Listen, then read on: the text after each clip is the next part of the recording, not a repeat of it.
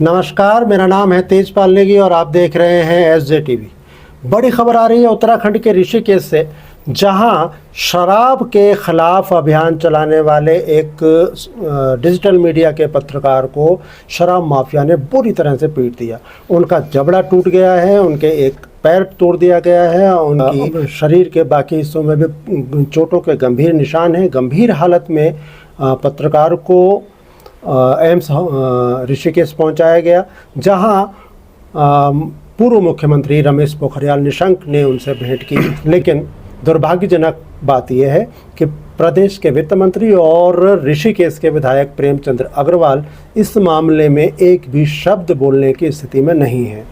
आज एम्स से जब यह खबर फैली कि घायल मीडियाकर्मी योगेश डिमरी को एम्स प्रबंधन अब छुट्टी देने की बात कर रहा है, तो कांग्रेस के वरिष्ठ नेता गणेश गोदियाल एम्स जा धमके।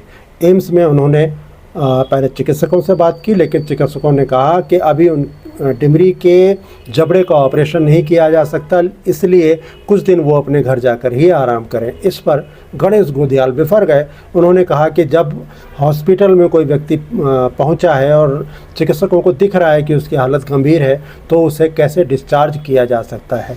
आप लोग जो है मजाक बना रखा है, हॉस्पिटल में उनको कुछ हो, ये माँ है उसकी, आप क्या जवाब देंगे? ये माँ है, उसको आपका स्टाफ बेटे बनाने में लगा। अपराधी जितने हैं, अपराधियों का जो है मनोबल बहुत ऊंचा हो रखा है, कानून और व्यवस्था चौपट हो रखी है। जिस विडंबना है कि एक व्यक्ति माफियाओं के द्वारा पीटा गया और उसको हॉस्पिटल में जबरदस्ती बाहर निकाला जाए, तो ये हम लोग सहन नहीं। जब हमें पता चला कि उसको जबरदस्ती डिस्चार्ज दिया जा रहा है, तो सब लोग यहाँ पर आए और अब बहुत 2-3 बार की हुज्जतबाजी के बाद अब जाकर ये कह रहे हैं कि ठीक है, हम दोबारा एडमिट कर रहे हैं उसको।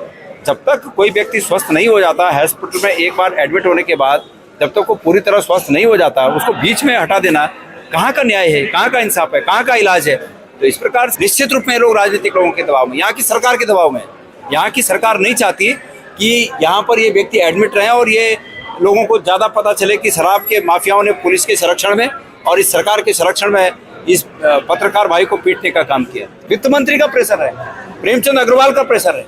प्रेमचंद अग्रवाल जी को तो खुश होना चाहिए था कि उनके विधानसभा क्षेत्र में एक ऐसा व्यक्ति है जो शराब माफियाओं के खिलाफ लड़ रहा है, उल्टा इसको जो है पिटवा रहे हैं। एक शराब माफिया का पूरा तंत्र पे कब्जा हो चुका है, चाहे वो यहाँ के पुलिस विभाग पे हो, चाहे प्रशासन पे हो, चाहे सरकार पे हो।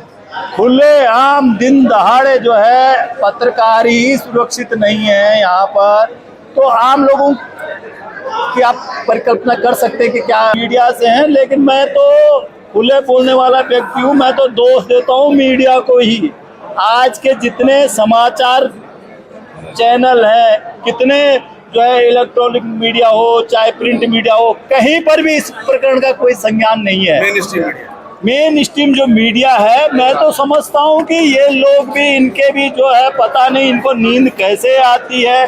जो इनका काम है, ये क्या पत्रकारिता कर रहे हैं, जो अपनी कौम के लिए नहीं लड़ पा रहे हैं, तो ये औरों के लिए क्या लड़ पाएंगे। कम से कम एक इस भाई को हम सलाम करते हैं। आज पूरा उत्तराखंड का बच्चा जो है भाई योगेश डिमरी के साथ खड़ा है। बेशर्म दरिंदे घूम रहे हैं, कानून के हाथ लंबे होंगे, आपने सुना होगा, लेकिन कानून के हाथ उस वक्त क्यों छोटे पड़ जाते हैं जब एक आम जन पर, जब महिलाओं पर अत्याचार होते हैं, फिर सरेआम हमला हो रहा है। और उसके बाद उस पत्रकार की ऐसी हालत करने के बाद एम्स जैसे बड़े हॉस्पिटल में, जहां हम उसके प्रांगण में खड़े हैं, वहां उसे कुछ घंटों बाद छुट्टी देने की बात करते और छुट्टी दे दी जाती है। अगर थोड़ा भी जनता यहाँ पर जागरूक ना होती और ना आती तो उनको तो अभी बिल्कुल सड़क पे लिटा दिया होता। बड़ी मुश्किल से उनको एडमिट करवाया और तब भी कह रहे कि हम 1 हफ्ते के लिए एडमिट करेंगे। बड़ी शर्मनाक बात है, खुला गुंडा राज है। और चौथा स्तंभ कहते हैं हमारे पत्रकारों को भारत देश में, जिसकी सच्चाई की वजह से ये भारत देश टिका हुआ है। हमारे प्रदेश में और देश में पत्रकारों को जहां एक ओर से सच्चाई दिखाने के लिए उनकी सराहना करनी चाहिए, वहीं दूसरी ओर पत्रकारों को सरेआम मारा जा रहा है। और रही बात तमंचा लगाने की, उसे प्लेट से चम्मच से खाना उठाना भी आता है जो तमंचे की बात कर रहा है। अभी तक गिरफ्तारी क्यों नहीं है? कौन है वो लोग? और जो वहां पर एक स्कूटी खड़ी हुई थी, वहां भी शराब वगैरह उसमें पड़ी हुई थी। तो अभी तक ऐसे खुलेआम गुंडे दरिंदे घूम रहे हैं। ये सरकार, ये प्रशासन कहाँ सोया हुआ है? काफ़ी देर की हो हल्ले के बाद में चिकित्सकों ने इस बात को, अपनी गलती को स्वीकार किया और उन्होंने कहा कि योगेश डिमरी को हॉस्पिटल में ही भर्ती रखा जाएगा, लेकिन उनका दोबारा से उनको एडमिट किया गया क्योंकि इससे पहले उनको डिस्चार्ज के कागज़ तैयार कर दिए गए थे। ये पूरा मामला क्या है हम आपको तफसील से बताते हैं। दरअसल योगेश डिमरी पिछले एक अरसे से ऋषिकेश, जो कि शराब के लिए प्रतिबंधित एरिया घोषित किया गया है सरकार की ओर से, यहाँ चलने वाले शराब के अवैध व्यापार पर लगातार खबरें कर रहे थे। उन्होंने ऋषिकेश के कोने कोने में घूमकर अपने वीडियो कवरेज से कई ऐसे स्थानों की खोज की थी जहां पर शराब का अवैध कारोबार चल रहा है। इसी वजह से योगेश डिमरी शराब माफिया के निशाने पर आ गए थे और पिछले दिनों उन्होंने न सिर्फ योगेश डिमरी को सरेराह पीटा, उनके कपड़े फाड़े, उनको बुरी तरह से जलील भी किया।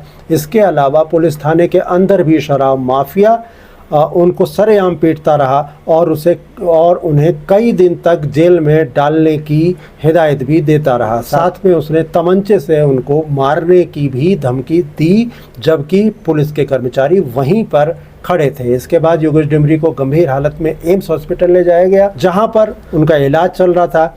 लेकिन आज जब चिकित्सालय से ये खबर फैली कि डिमरी को डिस्चार्ज किया जा रहा है, तो कांग्रेस नेता गणेश गोदियाल दीवार बनकर डिमरी और चिकित्सालय प्रबंधन के बीच में आ डटे। हालांकि डिमरी को अब दोबारा से एडमिट कर लिया गया है चिकित्सालय में, लेकिन भारतीय जनता पार्टी की वो सरकार जो धर्म के नाम पर प्रदेश में अपनी एक अलग छवि बनाने की बात कर रही है, और वही योग नगरी ऋषिकेश में शराब माफिया के चंगुल से ऋषिकेश को मुक्त कराने में पहले तो खुद प्रयास नहीं कर रही है, और जो लोग अपने स्तर पर प्रयास कर रहे हैं उनके ऊपर हमले किए जा रहे हैं और सरकार की ओर से कोई भी कार्रवाई नहीं की जा रही है। ये दुखद विषय है कि प्रदेश के वित्त मंत्री और ऋषिकेश के विधायक प्रेम चंद्र अग्रवाल इस मामले में अभी तक एक भी शब्द नहीं बोल सके हैं। ना ही जो नगर निगम है वो भी भारतीय जनता पार्टी शासित है। इसके अलावा प्रदेश में आप जानते ही हैं कि भारतीय जनता पार्टी की सरकार है, और धर्म की बात आने पर भारतीय जनता पार्टी के नेता तरह तरह के बड़े बड़े बयान जारी करते हैं। लेकिन योग नगरी, जो नाम भी प्रधानमंत्री नरेंद्र मोदी ने ऋषिकेश को दिया है, वहीं शराब का अवैध कारोबार चल रहा है, लेकिन सरकार का कोई मंत्री और यहाँ तक कि सरकार के पुलिस और प्रशासन भी इस मामले में कोई एक्शन करता नहीं दिख रहा है। जो लोग अपनी तरफ से प्रयास कर रहे हैं ऋषिकेश को नशा मुक्त बनाने के, उन पर सरेराह हमले किए जा रहे हैं, उन्हें जान से मारने की कोशिश की जा रही है और ऐसी ही धमकियां दी जा रही हैं। साथ ही उनको झूठे मामलों में जेल में बंद करने की धमकियां भी दी जा रही हैं। तो ये थी बड़ी खबर, और फिलहाल देखते रहेंगे कि योगेश डिमरी के साथ आगे क्या क्या होता है। सरकार उनको न्याय दे पाती है, कानून उनको कितना न्याय दे पाता है, ये देखने वाली बात होगी। मिलते रहेंगे, नमस्कार।